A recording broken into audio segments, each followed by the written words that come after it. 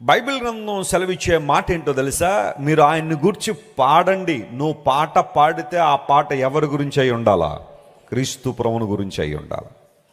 ఆయనను కీర్తించుడి. నువ్వు ఎవరినైనా పొగడాలి అంటే, కీర్తించాలంటే అది క్రీస్తుని గురించిన ఒక మాటలో చెప్పాలంటే పొగడ్తయి ఉండాలి. క్రీస్తు ప్రభువును మాత్రమే మనం గణపరచు వారంగా ఉండాలి. ప్రజలను అభినందించాలి. ఎవరైనా ఒక మంచి పని చేసినప్పుడు వారిని ఏం చేయాలి? మనం అభినందించాలి. అభినందించడం తప్పేం లేదు. కానీ వాళ్ళని తీసుకెళ్ళి దేవుడి స్థానంలో ఏం చేయకూడదు? కూర్చోబెట్టేయకూడదు. ఈ రోజుల్లో చాలామంది చేస్తున్న పొరపాటు అదే. ఎవరైనా ఒక మంచి పని చేసినప్పుడు మనస్ఫూర్తిగా అభినందించండి. అలాంటి పనులు ఇంకా జరిగించడానికి ప్రోత్సహించండి. అందులో తప్పేం లేదు. కానీ వాళ్ళని తీసుకెళ్ళి దేవుడి స్థానంలో కూర్చోబెట్టేస్తే దేవుడికి రోషం వస్తుంది. ఎందుకంటే ఆయన స్థానాన్ని ఆయన ఎవరితోనూ పంచుకోవడానికి ఇష్టపడ్డు. ఆయన స్థానం ఆయనదే. ఆయనకు రావాల్సిన మహిమ ఆయనకు మాత్రమే చెందాలి. ఆయన చేసిన ఆశ్చర్య కార్యముల గురించి మీరందరూ సంభాషణ చేయండి. హిబ్రూ భాషలో సియాక్ అనే పదం వాడారు. సంభాషణ, టాకింగ్, కాన్వర్సేషన్, కమ్యూనికేషన్, కమ్యూన్, ఈ పదాలన్నిటికీ సియాక్ అనే పదం హిబ్రూ భాషలో రాయబడింది. మీరు సంభాషణ చేస్తే, ఏ కాన్వర్సేషన్ బిట్వీన్ టూ పీపుల్, ఇద్దరి మధ్య మాట్లాడే ఆ మాటలను సంభాషణ అంటారు. ఎవరికి వారు మాట్లాడుకునేదాన్ని ఏమనరు? సంభాషణ అనరు. కొంతమంది చూడండి, వాళ్ళకి వాళ్ళు మాట్లాడుకుంటూ వెళ్ళిపోతుంటారు. రోడ్డు మీద వెళ్తూ ఉంటారు, ఏదో మాట్లాడుకుంటుంటారు. మనం ఎవరితోనో మాట్లాడుతున్నాం అనుకుంటాం, కానీ వారు వారితోనే ఏం చేస్తుంటారు? మాట్లాడుకుంటూ ఉంటారు. అదొక డిఫరెంట్ ఎక్స్పీరియన్స్ అనుకోండి, తర్వాత సాగుతుంది. కానీ ఎ formal conversation between two people, ఇద్దరు వ్యక్తుల మధ్య జరిగే ఆ సంభాషణ లేదా ఆ మాటలు చాలా ప్రాముఖ్యంగా ఉండాలనేది బైబిల్ ప్రబోధిస్తుంది. చూడండి, మనం దేవుని బిడలంగా ఉన్నప్పుడు, యేసు ప్రభు రక్తం ద్వారా కడగబడిన వ్యక్తులుగా ఉన్నప్పుడు మనం చేసే చిన్న చిన్న పనులు కూడా దేవుడు పట్టించుకుంటాడు. ఈ విషయాన్ని ఏ ఒక్కరు మర్చిపోవద్దు. God cares for even minute things that we do every day. God cares for what we speak. God cares for what we think. God cares for how we behave. మనం ప్రవర్తించే విధానం, మనం మాట్లాడే విధానం, మనం ఆలోచించే విధానం, ఇదంతా దేవుడు చూస్తూనే ఉంటాడు. ఆయన కీర్తనకారుడు అంటున్నాడు, నేను సంభాషణ చేస్తే ఆ సంభాషణ ఎవరి గురించి అయి ఉంటుందంటే నా దేవుని గురించి, ఆయన నా జీవితంలో చేసిన ఆశ్చర్య కార్యాల గురించి. Are you willing to talk about Jesus and his wondrous works? Are you willing to share what God he's done in your life?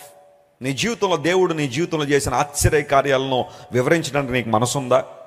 చాలామంది ఈ రోజుల్లోనట దేవుడు చేసిన ఆశ్చర్య కార్యాలను ఏం చేస్తున్నారట? మరిచిపోతున్నారట. ఐహిక విచారాలు, ధన వ్యామోహము, లోక సంబంధ విషయాలు వారిని అణిచివేయడాన్ని బట్టి దేవుడు చేసిన ఎన్నో మేళ్లు మర్చిపోయి కృతజ్ఞత చెల్లించాల్సిన వాళ్ళు కృతజ్ఞులుగా మారిపోతున్నారు. ఇన్గ్రాటిట్యూడ్ చాలా మందిలో ఉంది. రీసెంట్గా ఒక యూనివర్సిటీలో ఒక అద్భుతమైన స్టడీ జరిగింది, లేదా దాన్ని సర్వే అనండి, స్టడీ అనండి, వాట్ ఎవర్ ఇట్ ఈస్. వాళ్ళు చేసిన ఆ పరిశోధన ఏంటి అంటే, ప్రపంచంలో కొంతమంది ఎందుకు అమితంగా ఆనందించగలుగుతున్నారు, ఎందుకు ఎక్కువగా సంతోషించగలుగుతున్నారన్న దాని మీద రీసెర్చ్ చేసి వాళ్ళు ఏం చేస్తారంటే కొన్ని దేశాలను సెలెక్ట్ చేసుకుంటారు, కొంతమంది వ్యక్తుల్ని సెలెక్ట్ చేసుకుంటారు. ఆ వ్యక్తులందరూ కూడా రకరకాల పరిస్థితులకు చెందిన వారై ఉంటారు. వాళ్ళ మీద స్టడీ చేసిన తర్వాత ఆఖరికి ఒక కంక్లూజన్కి వస్తారు. యూనివర్సిటీలో జరిగే స్టడీ అలాగే ఉంటుంది. వాళ్ళు చేసిన స్టడీ ఏంటంటే, ఈ ప్రపంచంలో ఎక్కువగా ఆనందించగలుగుతున్నవారు, అది సరైన ఆనందం, నేను వ్యర్థమైన ఆనందం గురించి మాట్లాడటంలా, సరైన రీతిలో ఆనందించగలిగిన వారిలో ఎక్కువ మందట వారి జీవితంలో కృతజ్ఞత అనే అంశాన్ని కలిగి ఉన్నారంట వాళ్ళు. Praise the Lord, hallelujah. Gratitude అనేది ఎవరిలో అయితే ఎక్కువ ఉంటుందో వారు ఎక్కువగా ఆనందించగలుగుతున్నారట. గ్రాటిట్యూడ్ అనేది లేకపోతే, కృతజ్ఞత అనేది లేకపోతే, థ్యాంక్స్ గివింగ్ అనేది లేకపోతే వారు ఆనందించలేకపోతున్నారట. కొంతమంది చూడండి, ఎప్పుడు కూడా ఏదో పోగొట్టుకున్నట్టుగా, నిరాశగా, దిగులుగా, నిస్పృహగా ఉంటారు. కారణం ఏంటో తెలుసా? వారికి ఉన్న వాటిని బట్టి ఆనందించరు. ఎవరినో చూసి వాళ్ళకున్నాయి మాకు లేవనే దుఃఖం, విచారం బాగా పెరిగిపోయింది. అందువల్లనే ప్రపంచంలో ఎన్నో భయంకరమైన దుఃఖాలు, విచారాలు ఇవన్నీ పెరిగిపోవడానికి కారణం అదే. బైబిల్ పదే పదే మనకు సెలవిస్తుంది ఏంటి అంటే, think about yourself and think about what God he's done in your life.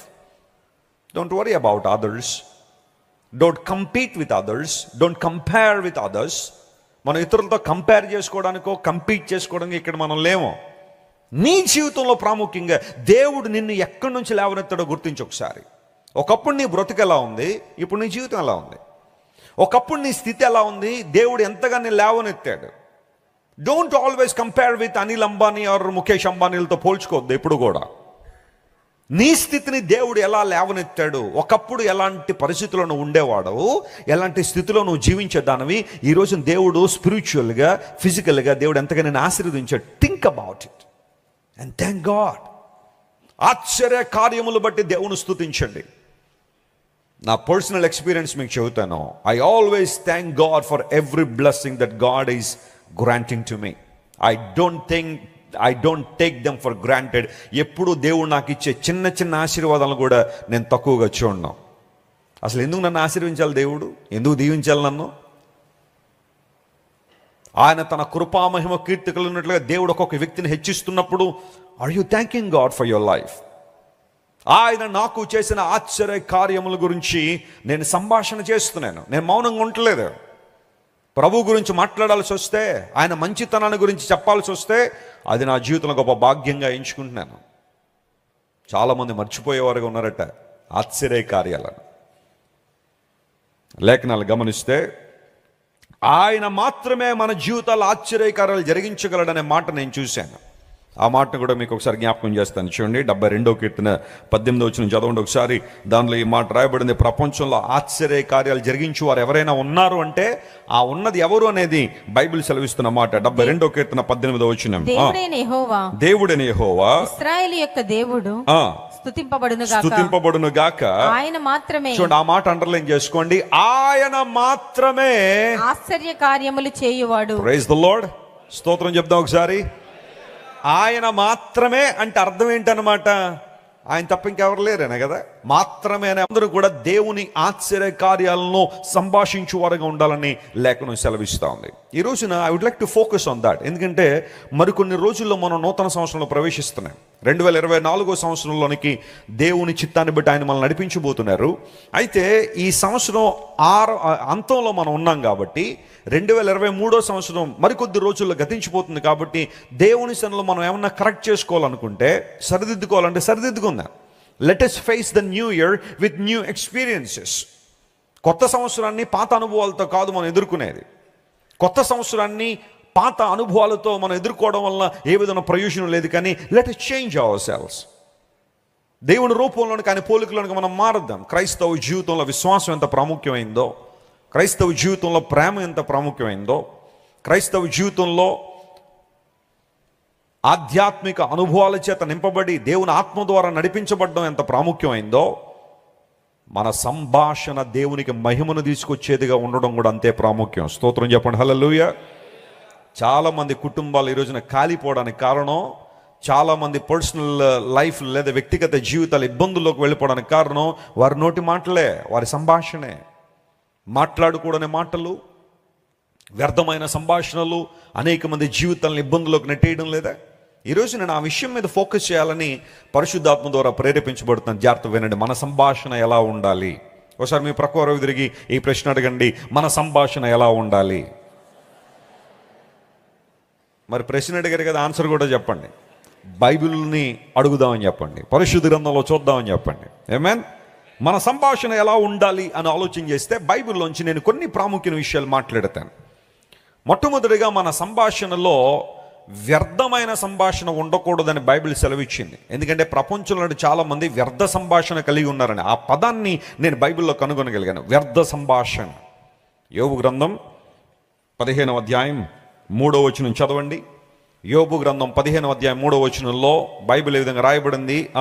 వ్యర్థ సంభాషణ చేత వ్యాజ్యమాడుదగునా, నిష్ప్రయోజనమైన మాటల చేత వాదింపదగునా. ఎలీఫజు అనే ఒక వ్యక్తి ఈ మాటను మాట్లాడుతున్నాడు. వ్యర్థ సంభాషణ చేత వాదింపదగునా అన్నాడంటే వాదించకూడదని అర్థం. ఏ సంభాషణ అన్నాడు ఇక్కడ? అందరూ గట్టిగా చెప్పండి, ఏ సంభాషణ ఇది? ఇది ఉండాలా ఉండకూడదా? మనకి ఉండాలా? ఉండకూడదు. వ్యర్థ సంభాషణ మన జీవితంలో ఉండడానికి వీల్లేదు. అంటే ఉదయం లేచిన దగ్గర నుండి రాత్రి పడుకునే వరకు మనం మాట్లాడే మాటల్లో వ్యర్థమైన అనుభవాలు కానీ వ్యర్థమైన విషయాలు కానీ ఉండడానికి వీల్లేదని లేఖనం సెలవిస్తుంది. శాస్త్రవేత్తల అంచనాల ప్రకారం ఉదయం లేచిన దగ్గర రాత్రి పడుకునే వరకు స్త్రీలు 25,000 మాటలు మాట్లాడతారట. ఎన్ని వేల మాటలు? 25,000 మాటలు. వండర్ఫుల్. అయితే పురుషులట 9,000 మాట్లాడతారట. చెప్పండి, ఎన్ని? 9,000 మాటలు. ఇది ఎక్కడో ఓ దేవుని సేవకుడు చెప్పగానే అప్పుడు స్త్రీలు అన్నారట, మరి అంతే, మేము ఏదైనా 2 సార్లు చెప్తానే కానీ వాళ్ళకి అర్థం కాదన్నారంట. వీళ్ళు మీరు మామూలు తెలివైన వాళ్ళు కాదు వీళ్ళు. మా ఆయన గారు 10,000, మేము 20,000 అంటే మేము ఆయనకి ఏదైనా ఎన్నిసార్లు చెప్పాలి? 2 సార్లు చెప్పాలి కాబట్టి అలా మాట్లాడాల్సి వస్తుందండి వెస్లీ గారు. సమర్థించుకోండి మీకు ఎలా కావాలంటే అలా. కానీ నువ్వు మాట్లాడే ఆ 25,000 మాటల్లో ఎన్ని మాటలు దేవునికి మహిమను తీసుకొస్తున్నాయి, ఎన్ని వ్యర్థమైన సంభాషణలు ఉన్నాయి ఆలోచించేయండి. సహోదరుడా, నువ్వు మాట్లాడే 9,000 కావచ్చు, కానీ ఆ మాటల్లో ఎన్ని ఆశ్చర్య కార్యాల గురించి సంభాషణ చేస్తున్నావు? 105వ కీర్తన 2వ వచనం ప్రకారం, లేదా యోబు గ్రంథం 15:3 ప్రకారం ఎన్ని మాటలు వ్యర్థ సంభాషణలు ఉన్నాయి? పరిశీలించేద్దాం, ఒకసారి ఇంట్రోస్పెక్ట్ చేసుకుందాం. దేవుడు నోరిచ్చాడు కదా అని చెప్పి వ్యర్థమైన మాటలు, సరస్సోక్తులు, బూతు మాటలు, అలాంటి మాటలు మాట్లాడడానికి దేవుడు మనకు అనుమతి ఇవ్వలేదు.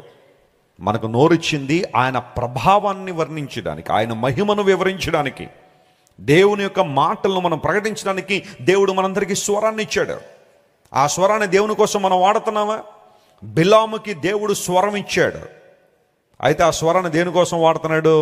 దేనికోసం వాడడానికి ప్రయత్నం చేశాడు? ఇశ్రాయేలు ప్రజలను శపించడానికి. దేవుడు వద్దు వద్దు వద్దు అంటున్న, ప్రభువా నువ్వు వద్దు వద్దు వద్దంటే నాకు డబ్బు డబ్బు డబ్బు కావాల్సి వస్తుంది.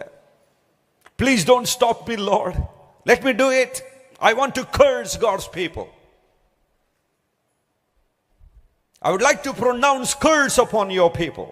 నీ ప్రజల మీద శాపాన్ని ప్రకటించని, ఎందుకంటే రాజుగారు నాకు చాలా డబ్బు ఆఫర్ చేస్తున్నారు. బిలాముకు స్వరం ఉంది కానీ, చెప్పండి, ఆ స్వరాన్ని దేనికోసం వాడాడు? వ్యర్థమైన దానికోసం. గాడిదకు స్వరం లేదు వాస్తవానికి, అంటే స్వరం లేదంటే అది మాట్లాడలేదు మానవ భాష, కానీ దేవుడు గాడిద స్వరాన్ని తెరిచి తన చిత్తాన్ని నెరవేర్చుకున్నాడు. స్తోత్రం చెప్పండి, హల్లెలూయా. బిలాము గొప్పవాడే కావచ్చు, కానీ తన స్వరం ద్వారా దేవునికి మహిమ రాలేదు. డాంకీ ఒక సాధారణమైన జంతువే, ప్రజల చేత ఎన్నిక చేయబడిన జంతువు కాదది. ఎవరైనా గాడిదని ఇంట్లో పెట్టి తాడు పెట్టి కట్టి పెంచుకున్నారండి? ఎవరైనా ఉదయం మధ్యాహ్నం భోజనం పెట్టేవాళ్ళు ఎవరైనా ఉన్నారా? దానికి కుక్క పిల్లలను పెంచుకుని ఒళ్ళో కూర్చోపెట్టుకుని తినిపించే వాళ్ళు ఉన్నారు చాలామంది. గాడిదకి ఎవరైనా భోజనం పెట్టిన వాళ్ళు ఉన్నారా? మీరు ఎప్పుడైనా పెట్టారా? It's a despised animal. పని చేయాల్సి వచ్చినప్పుడే గాడిద గుర్తు వస్తుంది, మిగతా సమయాల్లో పెద్దగా అది గుర్తురాదు ఎవరికి. అలాంటి గాడిదను దేవుడు వాడుకున్నాడు తన చిత్తాన్ని నెరవేర్చడానికి, ఒక ప్రవక్తకు బుద్ధి చెప్పడానికి. ఈ రోజుల్లో చాలామంది ప్రవక్తులని పిలువబడుతున్న వారు, మేము ప్రవచనాలు చెబితే ఇంకా దేశం అంతా అలా ఉంటుంది ఇలా ఉంటుందని ప్రవచనాలు చెప్పేవాళ్ళు తయారయ్యారు ఈ రోజుల్లో. మళ్ళీ ఎక్కడైనా ఫెయిల్ అయితే మరలా వాటిని సమర్థించుకునే పరిస్థితులు చాలా ఉన్నాయి. లేఖనం సెలవిస్తూ ఉంది, సత్య ప్రవక్తలకు అబద్ధ ప్రవక్తలకు తేడా ఏంటంటే, అబద్ధ ప్రవక్తలు చెప్పేవి జరగకపోవచ్చు. కొన్నిసార్లు ఒక చెట్టు కనబడగానే రాయేసేస్తారు కొంతమంది. ఆ రాయి దేనికో దానికి తగిలి ఆ పండు కింద పడిందంటే నేనే కొట్టానంటారు. ఒకవేళ అవ్వలేదనుకోండి, సమర్థనీయ కార్యాలు చాలా ఉన్నాయి. కానీ దేవుని ప్రవచనాలు అలాంటివి కాదు కదా. ఆయన ఒక మాట చెప్పాడంటే అదేమవుద్ది? జరుగుతుంది. వాస్తవాన్ని దేవుడు ప్రకటిస్తున్నాడు. ఆలోచించండి ప్రియులారా, బిలాము తనకున్న వరాన్ని, దేవుడు తనకిచ్చిన అభిషేకాన్ని, దేవుడు తనకిచ్చిన ఆధిక్యతను చెడ్డదాని కోసం వినియోగించడం ప్రారంభించాడు. ప్రవచనాలు లేవని అంటలేదు, ప్రవక్తలు దేవుని గ్రంథంలో దేవుని కొరకు గొప్ప గొప్ప ప్రవచనాలు చెప్పలేదని అంటల్లా. In fact the Bible is full of so many prophecies. పరిశుద్ధ గ్రంథంలో అనేక ప్రవచనాలు ఉన్నాయి, కానీ అవన్నీ కూడా చరిత్రలో ఏమైనాయి? నెరవేర్చబడ్డాయి. బిలాము ప్రవక్తే కానీ తన స్వరాన్ని వ్యర్థమైన వాటి కోసం వినియోగించాలనుకున్నాడు, కానీ దేవుడు గాడిదను వినియోగించుకుని బిలాముకు బుద్ధి చెప్పాడు. స్తోత్రం కలుగును గాక. మన సంభాషణ ఎలా ఉండాలి? దేవునికి మహిమ తెచ్చేదిగా ఉండాలి. ఆశ్చర్యకరమైన సంభాషణ, కానీ వ్యర్థ సంభాషణ మనం చేయడానికి వీల్లేదు. అందును బట్టి ఎప్పుడైనా అవకాశం ఉంటే ఉదయం నుండి మధ్యాహ్నం దాకా నువ్వు మాట్లాడిన మాటలు ఒకసారి బేరీజ్ వేసుకోండి. ఈరోజు నేను మార్నింగ్ నుంచి మధ్యాహ్నం దాకా మాట్లాడాను కదా, ఈ మాటల్లో ఎన్ని నిజంగా ఉపయోగకరంగా ఉన్నాయి, ఎన్ని నిజంగా ప్రొడక్టివ్ టాక్గా ఉన్నాయి, లేదా am I doing a conversation with other people in an unproductive way? ప్రతిఫలం రాని, ఫలములు లేని సంభాషణ చేస్తున్నానా, లేదా నా సంభాషణ ద్వారా నిజంగా దేవునికి మహిమ వస్తుందా పరిశీలన చేయాలి. అపోస్తలుడైన పౌలు ఎఫెసీయులకు రాస్తూ ఒక మాట అంటాడు. చూడండి, ఎఫెసీయులకు రాసిన పత్రిక 4వ అధ్యాయం 29వ వచనం. అందరూ తీయాలి, లేఖనాలలో ఉన్నాయో లేదో పరిశీలన చేయాలి. Ephesians chapter 4 and verse 29. వినువానికి మేలు కలుగునట్లు అవసరమును బట్టి క్షేమాభివృద్ధికరమైన అనుకూల వచనమే పలుకుడి గాని దుర్భాష ఏదైనను మీ నోట ఏం చేయకూడదు, రానివ్వకూడదు. It's a command. ఇది ఒక ఆజ్ఞ. దేవుని బిడ్డలారా వినండి. నువ్వు స్పిరిచువల్గా డెవలప్ అవ్వాలి అంటే, ఆత్మలో అభివృద్ధి పొందాలంటే, పౌలు మహాశయుడు పరిశుద్ధాత్మ ద్వారా మాట్లాడుతున్నాడు. ఇక్కడ ఏమన్నా తెలుసా? వినువారికి మేలు కలుగు సంభాషణ మనకు ఉండాలి. Praise the Lord. అంటే నువ్వు మాట్లాడుతున్నావు అంటే ఆ ఎదుటివానికి ఏం కలగాలట? ఏదో ఒక రూపంలో మేలు కలగాలి. నెంబర్ 1. రెండవది, అవసరమును బట్టి ఏం చేయాలట? మనం మాట్లాడాలి. నోరు ఉంది కదా అని చెప్పి వ్యర్థంగా మాట్లాడడం కాదు. నువ్వు మాట్లాడే మాటలు అక్కడ అవసరమా కాదా పరిశీలన చేసి మాట్లాడాలి. ఆ బ్యాలెన్స్ నువ్వు తెలుసుకోవాలి. కొంతమంది జీవితాలను పరిశీలన చేస్తూ ఉంటే, ఒక ఆల్ ఇండియా రేడియో ఆన్ చేస్తే ఎలా ఉంటుందో అలాగే ఉంటుంది. ఇంక వాళ్ళు ఎవరి మాట వినరు. అప్పుడప్పుడు ప్రశ్నలు అడుగుతారు, వాళ్ళు సమాధానం చెప్తారు, మళ్ళీ వాళ్ళు ఏం చెప్పేస్తుంటారు? సమాధానాలు చెప్పేస్తుంటారు. చూసారా? Stop doing that. అలాంటి పని చేయడం ఆపే. నువ్వు మాట్లాడుతున్నావు అంటే వినడం నేర్చుకోవాలి. అవసరాన్ని బట్టి ఏం చేయాలా? అనవసరమైన మాటలు నేను ఎక్కడ తీసుకెళ్తాయి? ఇబ్బందుల్లో తీసుకెళ్ళిపోతాయి. అనవసరమైన మాటలు మాట్లాడదు ఎప్పుడు కూడా. పౌలు మహాశయుడు అంటున్నాడు, వినువారికి మేలుకరంగా ఉండాలి. రెండవది, అవసరమును బట్టి మాట్లాడాలి. మూడవది, అనుకూల వచనం మాట్లాడాలి. అనుకూల వచనం, దాన్ని ఇంగ్లీష్లో వర్డ్స్ ఆఫ్ గ్రేస్ అన్నాడు. కృపాసహితంగా, కృప కలిగిన మాటలుగా మన మాటలు ఉండాలి. ఆ వచనం కూడా నేను తర్వాత చూపిస్తాను. అయితే ఇక్కడ పౌలు మహాశయుడు అంటున్నాడు, మీ నోట దుర్భాష ఏది కూడా రానివ్వకండి. వ్యర్థమైన భాషలు రానివ్వకండి మీ నోట్లో. దుర్భాషలు అనేక మందిని హర్ట్ చేస్తాయి, ఫీలింగ్స్ని హర్ట్ చేస్తాయి, హృదయాలను గాయపరుస్తాయి. ప్రపంచంలో కొందరి యొక్క మనస్తత్వం ఎలా ఉంటుందంటే, ఇతరులను గాయపరచడమే వారి జీవిత ఆశయంగా మాట్లాడతారు. No matter who is standing in front of them, they want to hurt them with their words. వెటకారంగా మాట్లాడేవాళ్ళు, అపహాస్యంగా మాట్లాడేవారు. ఎదుటి వ్యక్తి గాయపడుతూ ఉంటే వారికి చాలా ఆనందం వస్తుంది. అది పైశాచికం. అలాంటి మాటలు మాట్లాడద్దు. నీ నోరు అభిషేకంతో నింపబడింది అయితే, దేవుని ఆత్మ ద్వారా నింపబడింది అయితే, వ్యర్థమైన మాటలు నీ నోట్లో రాకూడదు. వినువారికి ప్రయోజనకరంగా ఉన్న, మేలుకరంగా. నీ ఆశ ఎప్పుడు ఎలా ఉండాలంటే, నీ తపన ఎప్పుడు ఎలా ఉండాలంటే, నువ్వు ఎవరితో ఒకరితో సంభాషణ చేసినప్పుడు ఆ సంభాషణ వారికి ఎన్నో ఆధ్యాత్మిక అనుభవాలు మిగల్చాలి. స్తోత్రం చెప్పండి. హల్లెలూయా. They need to glean some spiritual experiences while they talk to you. వారు నీతో మాట్లాడుతున్నప్పుడు అలాంటి అనుభవాలు. మన ఒక బ్రదర్ ఒక చక్కని సాక్షి చెబుతున్నాడు. అయ్యా, మీ నాన్నగారు మా ఇంటికి వచ్చారండి, 3 గంటలు ఉన్నారు మా ఇంట్లో. ఆయన మాట్లాడిన ప్రతి మాట ఒక ట్రెజర్ అండి, ఒక నిధి. అద్భుతమైన మాటలు మాట్లాడారు. అంటే ఒక మాటలో చెప్పాలంటే, మా మనసంతా కూడా ఒక 3 GB డేటా వేసేసారండి మాలో. దేవుని గురించిన మాటలు ఆయన సాక్ష్యం చెప్పారండి. దేవుడు ఎలా వారిని లేవనెత్తారో చెప్పారండి. దేవుడు మాకు ఎలా ఆదరణ ఇస్తారో చెబుతారండి.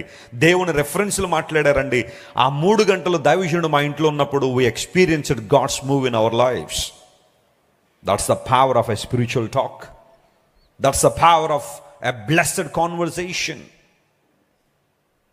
దేవుని బిడ్డలారా, మనందరూ కూడా ఈ విషయంలో దేవుని వైపు చూడాలా. వినువారికి మేలు కలుగునట్లుగా అవసరమును బట్టి క్షేమాభివృద్ధికరమైన అనుకూల వచనమే కానీ మీ నోట దుర్భాష ఏది కూడా రానివ్వకండి. ఎలీఫజ్ గారు అన్నారు, అందుకనే వ్యర్థమైన సంభాషణలు చేయకండి. వ్యర్థమైన సంభాషణలు ఇబ్బందులకు నెట్టేస్తాయి. వ్యర్థమైన సమస్యలో తీసుకెళ్ళిపోతాయి. ఈరోజు చాలా మంది ఇబ్బందుల్లోకి, సమస్యల్లోకి వెళ్ళిపోవడానికి కారణం వారికున్న లూజ్ టంగ్, వ్యర్థమైన సంభాషణలు బట్టే ఇబ్బందులు పాలవుతున్నారు. లేఖను సెలవిస్తూ ఉంది, గాడ్ యువర్ టంగ్, నీ నాలుకను స్వాధీనపరుచుకో. పరిశుద్ధాత్మ ద్వారా నింపబడిన ఒక అనుభవం ఏంటో తెలుసా? మన అవయవాలు మన స్వాధీనంలో ఉంటాయి. స్తోత్రం చెప్పండి, hallelujah. We can control them. ఎందుకంటే దేవుడు మనకు పిరికితనం కలిగిన ఆత్మను ఇయ్యలేదు, కానీ చెప్పండి, శక్తియు, ప్రేమయు, ఇంద్రియ నిగ్రహము గల ఆత్మనే ఇచ్చాడు. ఇంద్రియ నిగ్రహం అంటే ఏంటి? Self control. A spiritful man can control his self. Self control లేకుండా నేను దేవుని ఆత్మ ద్వారా నింపబడ్డాను అంటే యు ఆర్ అ లాయర్. నువ్వు అబద్ధం ఆడుతున్నావు, కానీ అది నిజం కాదు. సెల్ఫ్ కంట్రోల్ ఉందా? టీవీలో ఏదో చూడకుండా కార్యక్రమం వస్తూ ఉంటుంది, కొంతమంది చూసేస్తూ ఉంటారు కదా, కంట్రోల్ ఉండదు అక్కడ. రిమోట్ వీరి చేతుల్లో ఉంటుంది అనుకుంటున్నారు, అంతేగాని నువ్వెప్పుడో రిమోట్ కంట్రోల్ చేతిలోకి వెళ్ళిపోయావు, నీకేమవట్లేదు, అర్థం అవట్లేదు. చాలామంది జీవితాలు ఈ రోజున రిమోట్ కంట్రోల్లోకి వెళ్ళిపోయినాయి. అప్పుడే టైం రాగానే, సాయంకాలం 7 అవగానే చెయ్యి వణికేస్తూ ఉంటుంది. వెళ్ళు, ఆన్ చేసే, ఏమొస్తుంది? అత్తా కోడళ్ళు వస్తుంది, లేకపోతే బండమావులు వస్తుంది, ఏదో పేర్లు పెడతారు అనుకోండి. అవన్నీ కూడా ఇదివరకు మేము స్కూల్లో చదివేటప్పుడు, I still remember 1996, 97 I remember. ఇంకా స్కూల్లో ఉన్న ఆ టైంలో మాకు 4 గంటలకు అయిపోయేది స్కూలు. 4 గంటలకు అయిపోయి మేము స్కూల్ నుండి ఇంటికి వచ్చేసరికి ప్రతి ఇంట్లోంచి ఒక డిటిఎస్ సౌండ్ లాగా తెలుగు టీవీలో ఫస్ట్ డైలీ సీరియల్ అనమాట. అది పేరు చెప్పంలేండి, మీలో చాలామందికి అన్నీ అప్డేటెడ్ ఉన్నాయి, గుర్తున్నాయి, మర్చిపోలేదు మీరు. ఆ ప్రతి ఇంట్లోంచి ఒక డిటిఎస్ సౌండ్ లాగా, ఇంక ఇదే మా జీవితం, ఇంకెంతకన్నా ఆనందం మరొకటి లేదన్నట్టుగా 4 గంటలకు అందరూ అన్ని పనులు కట్టేసి, చెప్పండి, కార్యక్రమాలు చూసేవాళ్ళు. సాటర్డే మార్నింగ్ 9 o'clock లేకపోతే 9:30 శక్తిమాన్ అనే ఒక సీరియల్ వచ్చేది. ఎవరికైనా కష్టం వస్తే ఆయన గిర్రని తిరిగేసి వెళ్ళిపోయి కాపాడేస్తుండేవాడు ఆయన, శక్తిమాన్. అది కూడా బాగా ఫేమస్ అయిపోయింది. కొన్ని స్కూళ్ళల్లో టీవీలు పెట్టి శక్తిమాన్ చూపించేవారట పిల్లలకి. వాళ్ళకి చాలా ఇష్టం అవుతుంది, ఎందుకంటే తల్లిదండ్రులు స్కూల్ని అడిగారట, మా వాళ్ళు శక్తిమాన్ మిస్ అయిపోతామని ఏడుస్తున్నారు, కొంచెం స్కూల్లో టీవీ పెట్టి చూపించండి, లేకపోతే శనివారం టైమింగ్స్ అన్నా మార్చండి, స్కూలు శక్తిమాన్ చూశాక వస్తాడని. వాస్తవానికి శక్తిమాన్ రియల్ క్యారెక్టరా? It's a fictitious character. అదొక కల్పిత పాత్రే. ముంబైలో ఒక అబ్బాయి బిల్డింగ్ మీద నుండి దూకేశాడు, చిన్నపిల్లోడే, బహుశా అతనికి 7-8 సంవత్సరాలు ఉంటాయి. 10 అంతస్తుల బిల్డింగ్లో ఉంటారు వాళ్ళు. ఒకరోజు ఎవరికి తెలియకుండా బిల్డింగ్ ఎక్కి క్రిందకు దూకేశాడు. చచ్చిపోవాలి, తల పగిలిపోయి, కానీ ఎందుకో బతికేశాడు, కొర ప్రాణం. అలా కొట్టుకుంటూ ఉంటే హాస్పిటల్ తీసుకెళ్ళి కొంతకాలానికి అలా బతికించారు ఆ బిడ్డని. అప్పుడు అడిగారు, యారా 10 అంతస్తుల బిల్డింగ్ దూకేసేవేంటారు అంటే, శక్తిమాన్ వచ్చి నన్ను కాపాడతాడు అనుకున్నాను అన్నాడు. ఎక్కడొస్తాడా శక్తిమాన్? అతను ఒక కల్పిత పాత్ర. వీడు కరెక్ట్గా టీవీలో చూసి పిల్లల కష్టాల్లో ఇబ్బందులు ఉంటే ఆ శక్తిమాన్ ఇలా ఒక్క రౌండ్ వేస్తాడు. మెరూన్ కలర్ డ్రెస్ ఉంటుంది అతనికి, గిర్రని తిరిగి వచ్చేసి ఇలా పట్టేసుకుంటాడు వాళ్ళని చేతుల్లో. వీడు అనుకున్నాడు, నేను కిందకు దూకేస్తే శక్తిమాన్ గారు వచ్చి నన్ను ఏం చేస్తారు, కాపాడతాడని. పిల్లలతో చాలా జాగ్రత్తగా ఉండాలి. మీరు ఏదన్నా వాళ్ళతో మాట్లాడినా, ఏదైనా చూపించినా జాగ్రత్తగా ఉండాలి.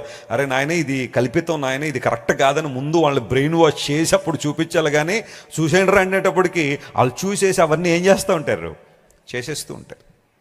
Be careful. వ్యర్థమైన వాటిని చూడ్డానికి, వ్యర్థమైన మాటలు మాట్లాడడానికి చాలామంది పరుగులు పెడుతున్న రోజుల్లో దేవుని వాక్యం సెలవిస్తూ ఉంది, ఫోకస్ ఆన్ గుడ్ థింగ్స్. నీ సంభాషణ దుర్భాషలు రానివ్వకండి. నీ సంభాషణ దేవుని ఆశ్చర్య కార్యాలను ఏం చేయాలా, తెలియచేయాలి. చెప్పండి, మొట్టమొదటి పాయింట్ వ్యర్థ సంభాషణ. దీనికి పేరు పెట్టుకున్నారా, రాశారా, మీరు పుస్తకాల్లో రాసుకున్నారా? మర్చిపోకూడదు మీరు. వ్యర్థ సంభాషణ దీనికి పేరు. రెండవ పేరు పెడతాను చూడండి, మరొక సంభాషణ నేను బైబిల్లో చూశాను, దానికి కపట సంభాషణ. అందరూ చెప్పండి, ఆ పేరేంటి? కపట సంభాషణ. అంటే ఎగ్జాక్ట్గా ఆ వర్డ్ అయితే అక్కడ లేదు, కానీ ఆ మీనింగ్ అక్కడ మనకు కనబడుతుంది. ఆ మాటను మీకు జ్ఞాపకం చేస్తాను. అపోస్తలుల కార్యముల గ్రంథం 24వ అధ్యాయం 26వ వచనం చదువుతున్నాను. వెరీ ఇంపార్టెంట్ థింగ్, అందరూ కూడా జాగ్రత్తగా గమనించాలి ఈ విషయాన్ని. Acts chapter 24 and verse 26. తరువాత పౌలు వలన తనకు ద్రవ్యము దొరుకునని ఆశించి మాటి మాటికి అతనిని పిలిపించి అతనితో సంభాషణ చేయుచుండెను. ఏం చేస్తున్నాడంటే ఈయన?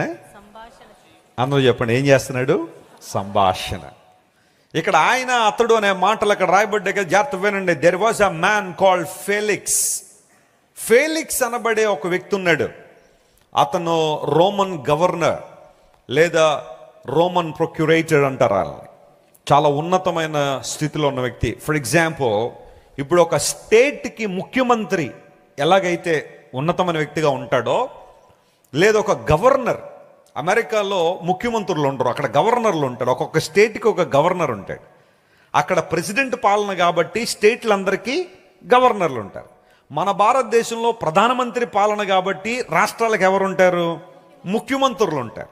ప్రెసిడెంట్ గారు, గవర్నర్లు రబ్బర్ స్టాంపులని నేను అంటలేదు, కొంతమంది అంటారు. ఎందుకంటే వాళ్ళు సంతకాలు పెట్టడానికి తప్ప కొన్ని విషయాల్లో ఇంక వారికి అంత ప్రాధాన్యత కొన్నిసార్లు కనబడదు. పవర్ఫుల్ క్యాండిడేట్ భారతదేశంలో ప్రైమ్ మినిస్టర్, స్టేట్కి వచ్చేసరికి చీఫ్ మినిస్టర్ కదా. అలాగే ఈ ఫెలిక్స్ అనబడే వ్యక్తి రోమన్ గవర్నర్. ఎస్పెషల్లీ ఆ జుడియా ప్రావిన్స్కి ఇతడు గవర్నర్గా ఉన్నాడు. అండ్ యూ కెన్ ఇమాజిన్ అతని లైఫ్ స్టైల్ మీరు ఊహించవచ్చు. అద్భుతమైన జీవిత శైలి, వారి వస్త్రాలు చాలా విలువైనవి, వారి అపాయింట్మెంట్స్ కావచ్చు, వారి మీటింగ్స్ కావచ్చు, వారి యొక్క పొజెషన్స్ కావచ్చు, చాలా ఎక్కువ ఉంటాయి. అలాంటి స్థితిలో ఉన్న ఫెలిక్స్ అనబడే వ్యక్తి పౌలు గారిని పిలిచి మాటి మాటికి ఏం చేస్తున్నాడట? సంభాషణ చేస్తున్నాడు. విచిత్రం ఏంటంటే పౌలు గారు కూడా కోపగించుకోకుండా వెళ్తున్నాడు. ఆయన కూడా ఇక్కడ వారిద్దరి మధ్య జరుగుతున్న సంభాషణ ఏంటి అంటే, బైబిల్ గ్రంథంలో ఆ మాట రాయబడింది, పౌలు వలన తనకేమన్నా ద్రవ్యము దొరుకునని తలంచి. పౌలు గారి దగ్గర నుండి ఏం కావాలంట అతనికి? ముఖ్యమంత్రి గారికి, అంటే ఆ ప్రాంతంలో మీకు అర్థమవడం చెప్తున్నాను, ఆ ప్రాంతంలో గవర్నర్ గారికి పౌలు గారి నుండి ఏం కావాలట? డబ్బులు కావాలట. ఎందుకు ఫెలిక్స్ నీకు డబ్బులు కావాలి అంటే, పౌలు గారి మీద ఒక ఫాల్స్ యాక్యుజేషన్ జరిగింది. ఒక నేరాన్ని రుజువు చేయాలని ప్రయత్నం చేస్తున్నారు, పౌలు గారిని ఇబ్బంది పెట్టాలని. పౌలు గారు మనుషులకి ఎక్కడా దొరకట్లేదు. ఆయన దొరికే పరిస్థితి ఏదైనా ఉంది అంటే సువార్త విషయంలో దొరుకుతున్నాడు. ఆయన వాక్యం చెప్తున్నాడు, సువార్త చెబుతున్నాడు, మా వ్యాపారాలను కొల్లగొట్టేస్తున్నాడు, పౌలు గారు మా వ్యాపారాలను దెబ్బతీసేస్తున్నాడు అని చెప్పి ఆయన మీద విపరీతంగా నేరారోపణ చేశారు అనేక సందర్భాల్లో. పౌలు గారు అన్నారు, let me defend my self. ఒకవేళ అదే నిజమైతే నేను మాట్లాడతాను రండి అని. ఈయన అవకాశం దొరికినప్పుడల్లా ఏం చెప్పేస్తున్నారు? ఈయన సువార్త చెప్పేస్తారు. పౌలు గారు ఎంత గొప్ప వ్యక్తి అంటే, I wish when I go to heaven I would like to cling Paul. నేను పరలోకానికి వెళ్ళగానే పౌలు గారిని ఒకసారి గట్టిగా హగ్ ఇవ్వాలని ఉంటుంది నాకు. ఎందుకంటే ఆయన జీవిత విధానం, దేవుని సువార్త నిమిత్తం ఆయనకున్న అద్భుతమైన ఆ పట్టుదల, రోషం కొత్త నిబంధనలో చాలా ప్రాముఖ్యమైన వ్యక్తిగా పౌలు గారు మనకు కనబడతారు కదా. ప్రతి అవకాశాన్ని కూడా సువార్త కోసం వాడుకున్న దైవజనుడు ఆయన. స్తోత్రం చెప్పండి, హల్లెలూయా. ప్రతి అవకాశాన్ని సువార్త కోసం వాడుకున్నాడు ఆయన. ఫెలిక్స్ గారికి తీసుకొచ్చారు, లాయర్లను పట్టుకొచ్చేశారు. పౌలు గారికి వ్యతిరేకంగా మాట్లాడిన లాయర్లను తీసుకొచ్చారు. మీరు ఇంటికి వెళ్ళిన తర్వాత అపోస్తలుల కార్యములు 24వ అధ్యాయం చేత వాళ్ళ పేర్లన్నీ అక్కడ ఉన్నాయి. ఇప్పుడు ఫెలిక్స్ గారు ముందు నిలబెట్టిన తర్వాత వాళ్ళు నేరారోపణ చేశారు, ఇదిగో పౌలు గారు ఇలా చేస్తున్నాడు, ఈయన పేడ మన దేశానికి పేడ పట్టేసింది అని పౌలు గారిని చూసి పేడ వంటి వాడు అన్నారు. ఆ స్థానంలో ఎవరైనా ఉంటే ఏమంటారండి? ఎరా నన్ను పేడ అంటారా మీరు? రెండురా బయటకు రెండురా ఎవడు చూస్తాడు? పౌలు గారి ముందు ఎవరు నిలబడగలరండి? అసలు అతనిలో మార్పు రాకపోయి కనుక ఉండుంటే ఇలాంటి వాళ్ళందరూ they are just after all. Paul గారి రోషం, పౌలు గారి యొక్క యుద్ధ నేర్పరితనం ఉంది, వీళ్ళందరూ ఎవరు అసలు? కానీ పౌలు ఇతను పేడ లాంటి వాడు, మన దేశానికి పట్టేసిన పేడ అన్నా కానీ సహించాడు. ఓకే, ఫెలిక్స్ అన్నాడు నువ్వేమన్నా మాట్లాడంటే పౌలు గారు మాట్లాడడం ప్రారంభించారు. వాట్ ఎ వండర్ఫుల్ స్పీచ్, ఎంత అద్భుతమైన మాటలు. ఆ మాటలన్నీ మాట్లాడుతున్నప్పుడు ఫెలిక్స్కి తన భార్య ఉంది, ఆమె పేరు ద్రుసిల్లా. అందరూ చెప్పండి, ఆమె పేరేంటి? ద్రుసిల్లా. వాస్తవానికి ఫేలిక్స్, అతని పేరు యాంటోనియస్ ఫేలిక్స్ అంటారు ఈయన్ని. ఈయన వాస్తవానికి ఒకప్పుడు ఒక స్లేవ్ పర్సన్, ఒక బానిస వాడు, ఒక బానిస. హీఈస్ ఎ గ్రీక్ స్లేవ్ మ్యాన్. గ్రీసు దేశం నుండి వచ్చిన ఒక బానిస. రోమన్లు అతను బానిసగా చేసుకున్నారు. ఆ తర్వాత కొంతకాలానికి ఇతనిలో ఉన్న యుద్ధ నేర్పరితనాన్ని బట్టి, ఇతని యొక్క దేహదారుఢ్యాన్ని బట్టి ఆ స్లావర్ నుంచి ఫ్రీడమ్ ఇచ్చిన తర్వాత, పూర్వ దినాల్లో క్లాడియస్ అనే చక్రవర్తి రోమన్లు పరిపాలన చేస్తున్న సమయంలో ఆ క్లాడియస్ అనే రాజు దగ్గర ఫేలిక్స్ యొక్క అన్నయ్య పనిచేస్తుండేవాడు. వీళ్ళ అన్నయ్య రికమెండేషన్తో ఫేలిక్స్కి చిన్న చిన్న పనులన్నీ అప్పచెప్తూ ఉన్నప్పుడు, ఫేలిక్స్లో ఉన్న ఆ యొక్క, ఒక మాటలో చెప్పాలంటే దూకుడుతనాన్ని చూసి క్లాడియస్ ఫేలిక్స్ని తీసుకెళ్లి రోమన్ గవర్నర్గా చేశాడు. He was a slave boy but later converted into Jewish Roman governor. చాలా ఉన్నతమైన స్థానానికి వచ్చాడు. అయితే అలాంటి ఫేలిక్స్ అగ్రిప్పా I అనే హేరోదు రాజు గారు ఉండేవాడు. వాళ్ళ అమ్మాయిని ప్రేమించాడు. అప్పటికి ఆమెకు ఆల్రెడీ పెళ్ళయింది, ఒక పిల్లవాడు ఉన్నాడు. కానీ ఫేలిక్స్ ఆమెను ప్రేమించడం వలన భర్తను వదిలేసి, బిడ్డను వదిలేసి ఫేలిక్స్ దగ్గరకు వచ్చేస్తుంది. ఆమె పేరు ద్రుసిల్లా. ఆమె యూదురాలని బైబిల్లో ఉంది. She was a Jewish woman. వీళ్ళిద్దరూ కూడా రోమన్ గవర్నర్గా ఉంటూ ఆ యూదా రాజ్యాన్ని పరిపాలన చేస్తున్న సమయంలో ద్రుసిల్లాకు పౌలు గురించి చాలా విషయాలు తెలిసింది. ఆమె యూదురాలు కాబట్టి దేవుని వాక్యం గురించి, విధానాలు ఏంటి, పాత నిబంధన ఏంటి, యేసు ప్రభు ఏంటి, ఇలాంటి విషయాలు ఆమెకు ఎంతో కొంత అవగాహన ఉండుండొచ్చు. ఆమె ప్రోద్బలాన్ని బట్టి మొదట పౌలుని పిలిచి వాక్యం చెప్పుకుంచుకున్నప్పుడు ఫేలిక్స్ చాలా ఆసక్తిగా వినడట వాక్యం, చాలా సంతోషంగా వినేవాడట. కానీ at the time of making decision for God he failed. లేరా అలాంటి వాళ్ళు ఈ రోజున? వాక్యం వినేటప్పుడు ఎంత చక్కగా వింటారో, వాక్యం వినేటప్పుడు ఎంత భక్తి శ్రద్ధలతో వింటారో, వాక్యం వినేటప్పుడు ఎంత ఆసక్తితో వింటారు. కానీ at the time of taking a decision, ఇచ్చేవారి హృదయాన్ని అంటే వెయిట్ సార్, ఇంకా కొంచెం ఆలోచన చేయాలండి. తీసుకుంటావా బాప్తిజం అంటే, లేదండి నా కులం ఒప్పుకోవాలి, నా కుటుంబం ఒప్పుకోవాలని అనేక సందర్భాల్లో వాయిదాలు వేయడం. They hear God's word but they never make a decision for God. దేవుని వాక్యం వింటారట కానీ దేవుని వాక్యం కోసం నిర్ణయం తీసుకోరు. ఎగ్జాక్ట్గా ఫేలిక్స్ అలాంటోడే.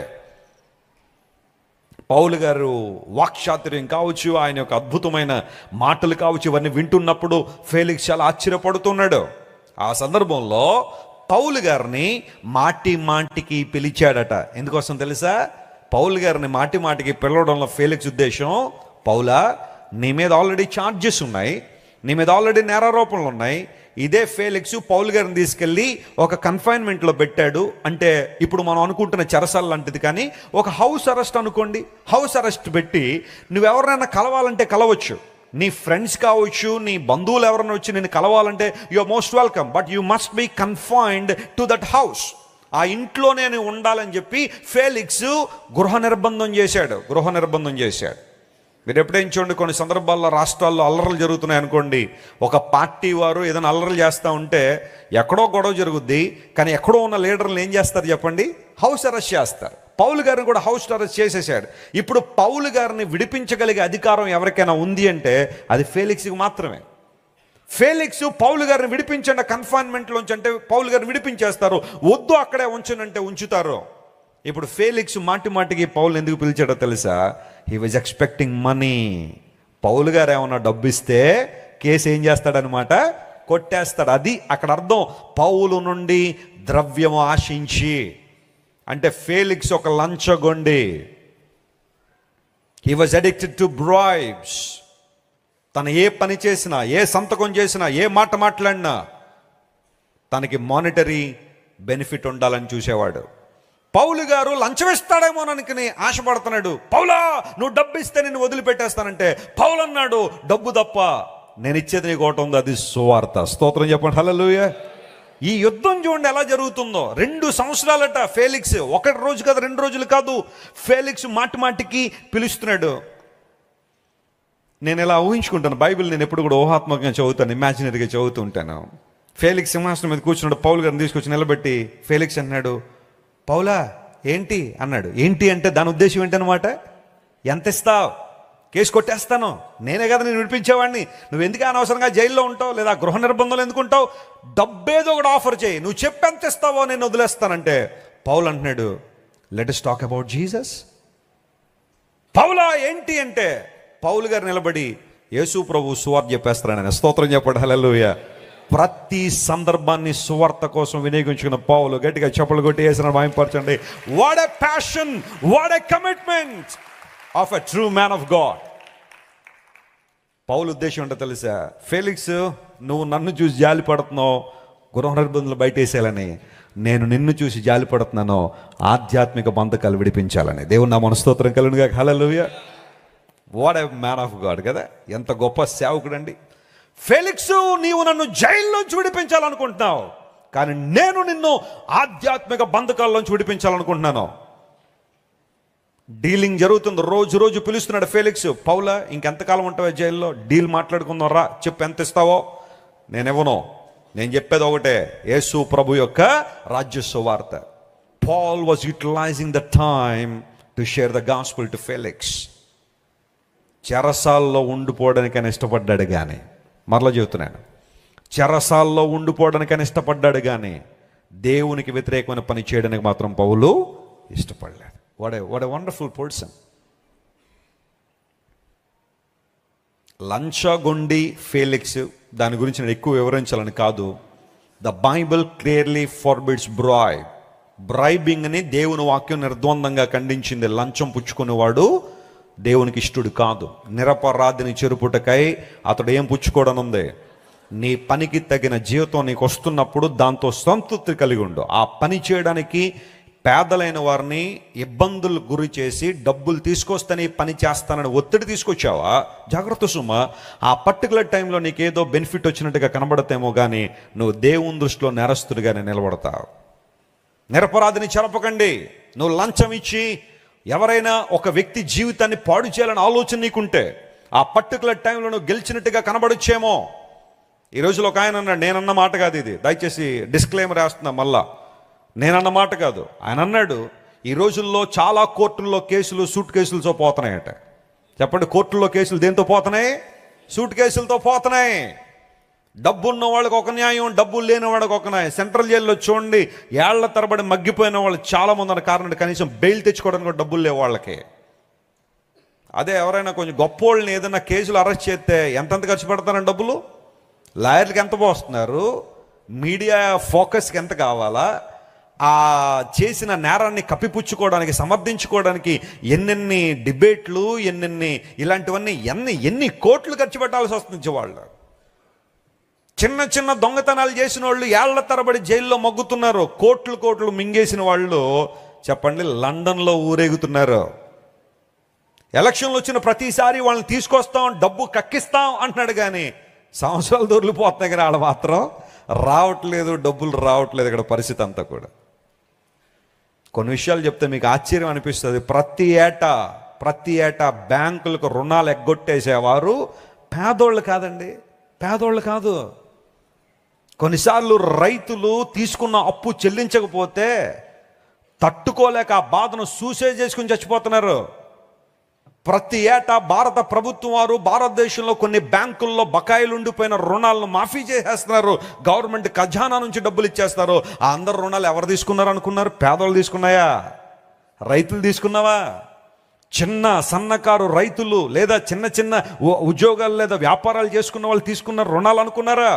కార్పొరేట్లు తీసుకున్న రుణాలు ఒక్కొక్కటి వేల కోట్లు ఉంటాయి. 10,000 కోట్లు, 15,000 కోట్లు, 20,000 కోట్లు రుణాలు తీసుకున్నవన్నీ మాఫీలు చేసేసి సామాన్యమైన ప్రజలు ఆ నెల దాటి ఒక్క రోజు రుణం కట్టకపోతే నీ ఆస్తి జప్తు చేస్తాం, నీ ఇల్లు వేలం వేస్తాం, నీ బండి వేలం వేస్తామని ఒత్తిడి తీసుకురావడం ద్వారా ఎంతమంది చనిపోవట్లేదు. ఇలా అని చెప్పి నేను రుణాలు ఎగ్గొట్టేవారిని సమర్థించట్లేదు. ఇక్కడ పరిస్థితి చెప్తున్నా మీకు.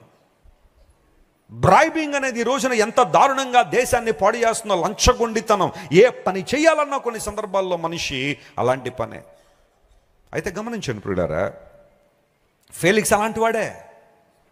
పౌలు గారి దగ్గర ధనాన్ని ఆశిస్తుంటే పౌలు అన్నాడు, అది మాత్రం నేను చేయనయ్యా, నువ్వు విడిపిస్తే విడిపించి, లేకపోతే లేదో, నా జీవం మాత్రం నా దేవుడి చేతిలో ఉంది, నేను ఇక్కడ ఉన్నంతకాలం నీ సువార్త చెబుతానే ఉంటాను. దేవుని నామమున స్తోత్రం కలుగుగాక. 2 years ఈ యుద్ధం 2 సంవత్సరాలు. బహుశా అందరూ అనుకోవచ్చేమో, పౌలు గారు ఎన్నిసార్లు వస్తున్నారు ఏంటండి ఈ సంభాషణ అంటే. ఫెలిక్స్ ఆ సంభాషణ కొనసాగిస్తున్నాడు. పౌలా చెప్పు అంటే ఆయన సువార్త చెప్పేస్తున్నాడు.